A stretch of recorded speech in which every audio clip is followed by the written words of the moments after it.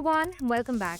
In today's video, we are going to learn bank configuration in Odoo 19, including how to set it up and understand the purpose of each account that is used in this process. So, before we start, let's understand why bank configuration is important inside your company and inside Odoo 90.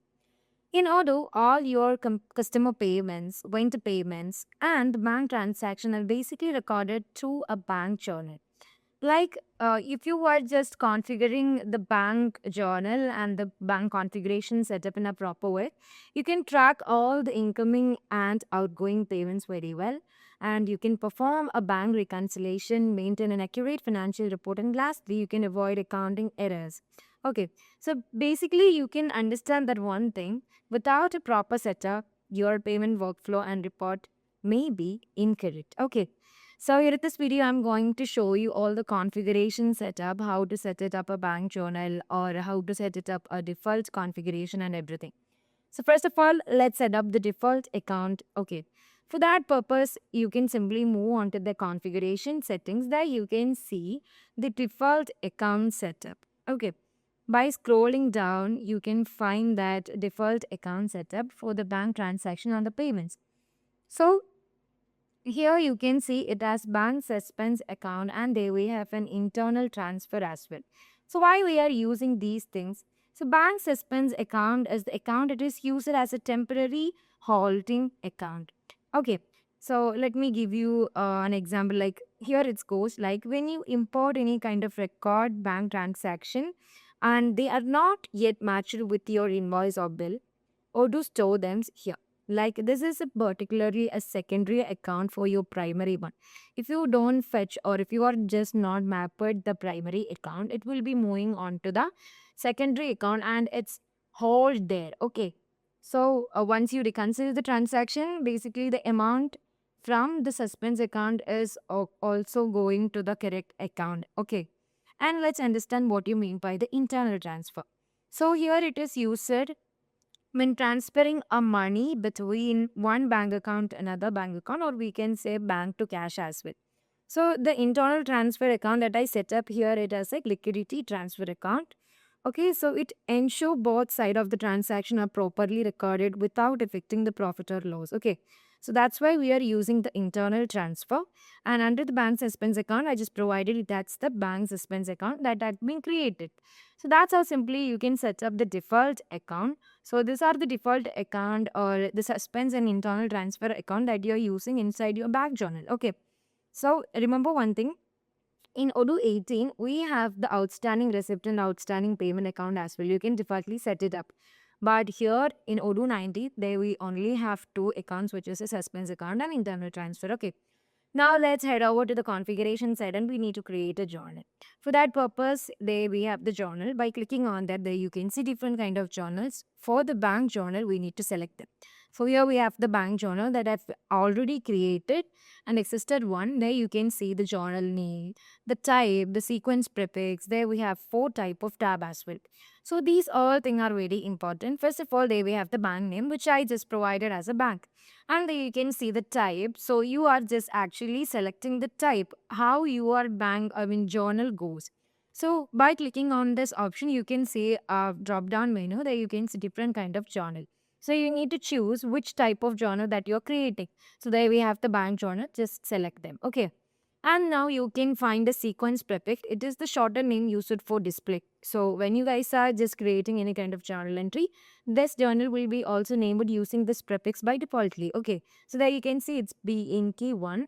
And remember one thing, or I will give you a tip also. Like if you have multiple bank account inside your company, you can create them as well. Like there you can see the gear icon. Just click on there and you can simply click on the duplicate and you can duplicate this entire bank journal. And you can add the bank name as well. Like if you have a bank which is called HDFC Bank, you can duplicate this and you can add the bank name as the HDFC Bank. You can see that the type is already selected as bank and they will have the sequence prefix and the journal entries, incoming payment, outgoing payments, and everything will be same as the bank that we have created. And if you want to select any other accounts or if you want to match up this account name as HDFC Bank and everything, you can simply map them as well. Okay. So just select the bank and everything. Now let's head over to the tabs that you can find from here. There we have the journal entries, incoming payments, outgoing payments, and advanced setting. Starting from the journal entries, there you can see the bank account that we are using. So this is the chart of accounts that we are using. You can simply create a chart of account with your bank name from the COA. Okay. Let's moving on to the configuration. We have the chart of accounts. Just create one and you need to map that particular account here itself. So we are just mapped that, and there you can see the suspense account. So that I already told you what you mean by a suspense account. The bank statement transaction will be paused on this suspense account until and unless the final reconciliation allowing finding the right account. So this is a secondary account. You can simply map that. Okay. So here I just provided the suspensor account that I've already created, and I just provided it last like this. Okay. Now we have the profit and the loss account. So the profit account is actually used to register a profit when the ending balance of a cash register differs from the system computes. Okay. So this will be very important. And then we have the loss account as well. So it is also used to register a loss when the ending balance of a cash register differs from the system computes. Okay.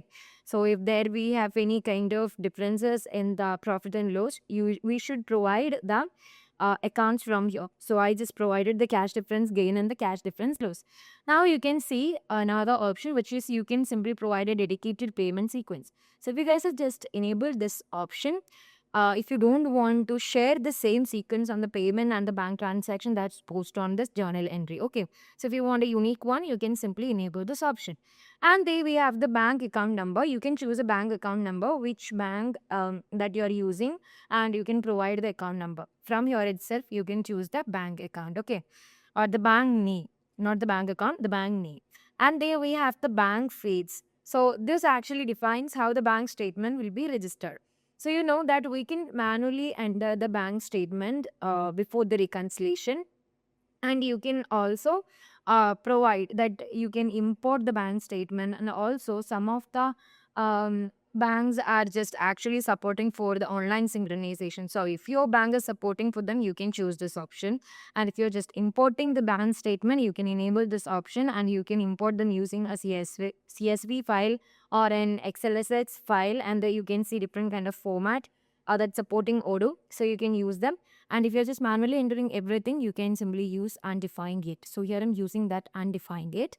And that's all about the journal entries, configuration and mapping setup. Let's head over to the incoming payments and outgoing payment.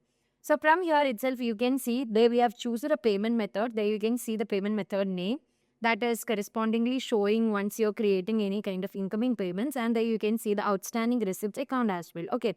So let's start with the incoming payment configuration. So basically, this account is used when you receive money but haven't yet confirmed that into your bank statement.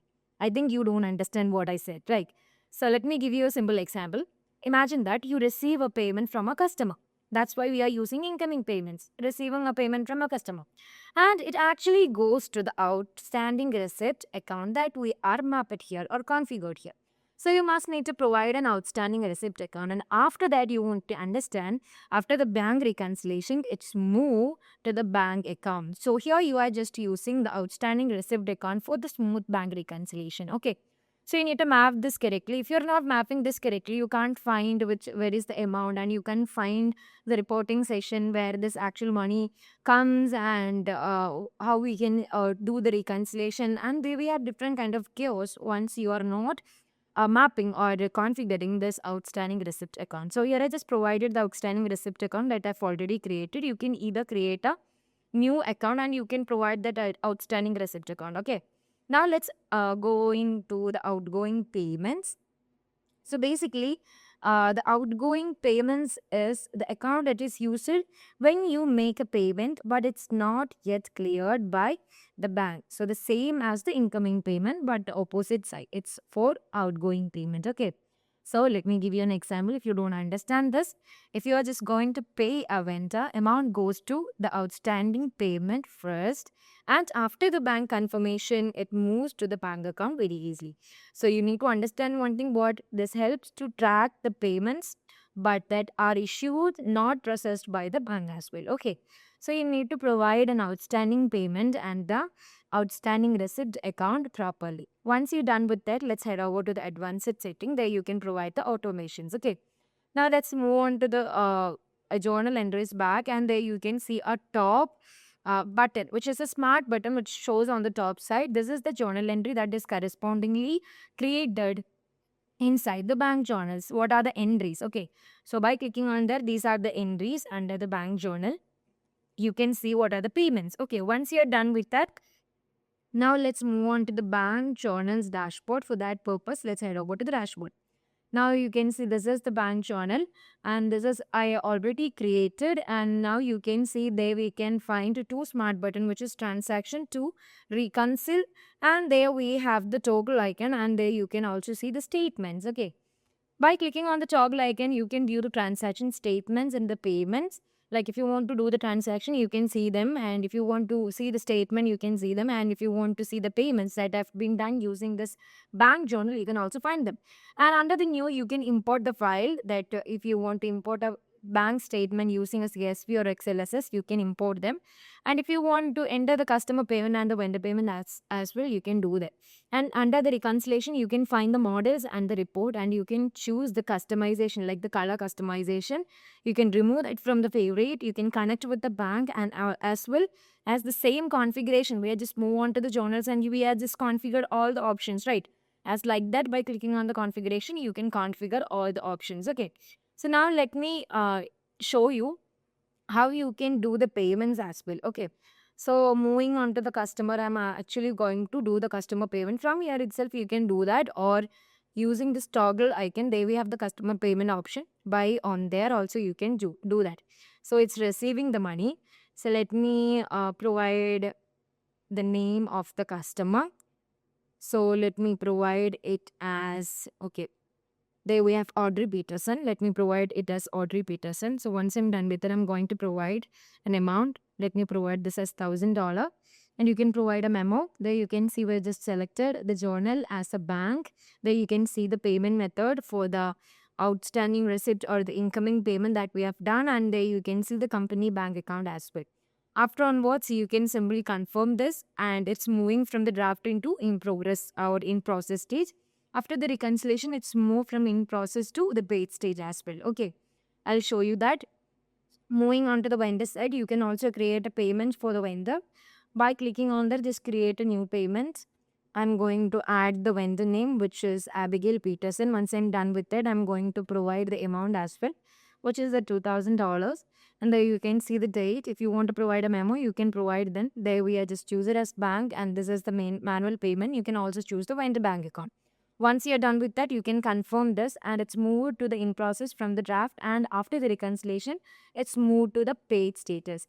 For the reconciliation, let's head over to the dashboard itself, and there you can see the transaction. You can simply click on the transaction, and you can add the transaction that you need to reconcile. Just click on there, and first of all, let me add the customer payment. So once I'm done with that, there you can see you need to provide the actual date that you need to reconcile. Let me add the customer name, which is Audrey Peterson, adding the amount, which is 1,000. So once I'm done with that, let me add a new, which is the vendor payment. Once I'm done with that, let me add the partner name, which is what it is Abigail Peterson, I guess. Yes, it's Abigail. Let me give the amount, which is 2,000, and you need to provide a deduction amount as well, because we are deducting. This is when the payment, it will be deducting from our bank account. So you need to give like this, and let me add and close this. So once I'm done with that, there you can see you need to reconcile that. For that kind of purpose, let's reconcile the vendor payment first of all. There you can see the matching transaction or the matching payment that we have done. Select it, and we are just reconciled it. And before moving on to there, if you want to see the reporting session that we are just provided on the outstanding receipt and the outstanding payment, we are just provided the the outstanding payment, but we didn't provide the outstanding receipt yet, right? So let me show you how it reflects. I've just done one reconciliation of the two transactions or the two payment that we have done. Let me move on to the toggle icon under the reporting session. You can see. Okay. So there we have the balance of this bank. This is the last statement. And there you can see the outstanding receipt, and you can also see the outstanding payments and receipt there from here itself. Okay. So there we have.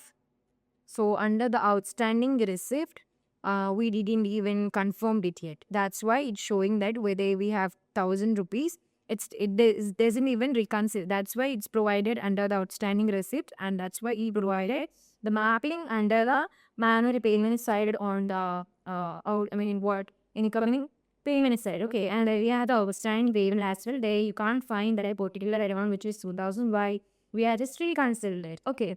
So I hope you understood why he had just mapped each of the account inside the bank journal. Okay, so after the reconciliation, you can see this particular 1,000 rupees will be, $1,000 will be disappearing from this to the bank. Okay, so that's all about this video, like how to configure the bank journal and how you can simply configure the default accounts for the bank and payments. So I hope you understood this video. So if you like this video, please do subscribe, share with your friends. I'll be back with another tutorial. Till that, bye bye.